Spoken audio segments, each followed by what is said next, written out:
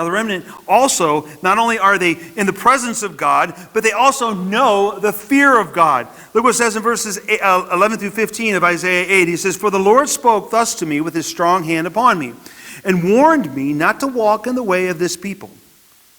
God's saying, don't be afraid.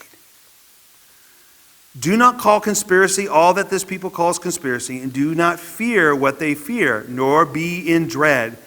But the Lord of hosts, him you shall honor as holy. Let him be your fear, and let him be your dread. And he will become a sanctuary and a stone of offense and a rock of stumbling to both houses of Israel, a trap and a snare to the inhabitants of Jerusalem. And many shall stumble on it, they shall fall and be broken, and they shall be snared and taken." You know, there's plenty of things in this world that cause us fear. I mean, we've got illnesses, we have wars going on, we have crime increasing, we have terrorists, death. And it's not that we should be without fear. I mean, fear is actually sometimes pretty healthy. Fear kind of keeps me from going 150 miles an hour down the highway. Okay?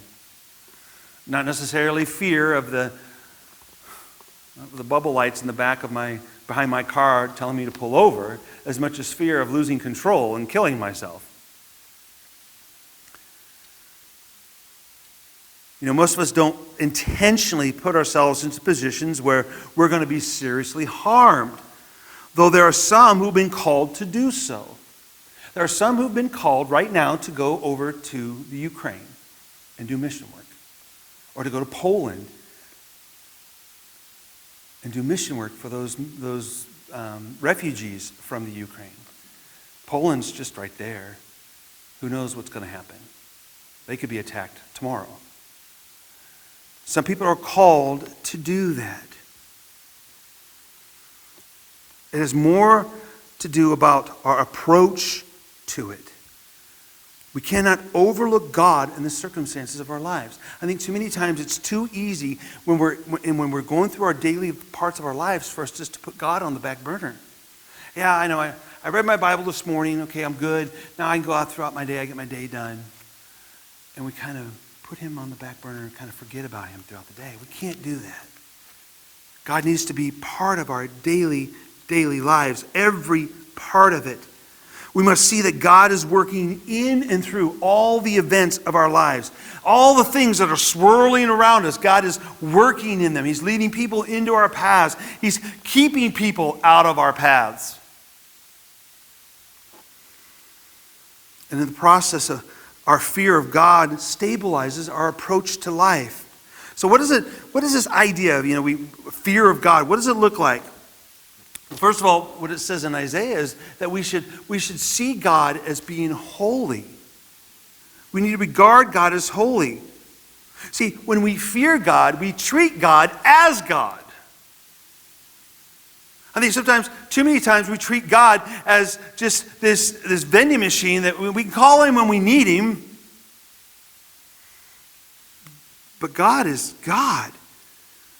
We don't respond to life in a way that makes God out. We make him out to be weak, worthless, helpless. In reality, he's none of those things.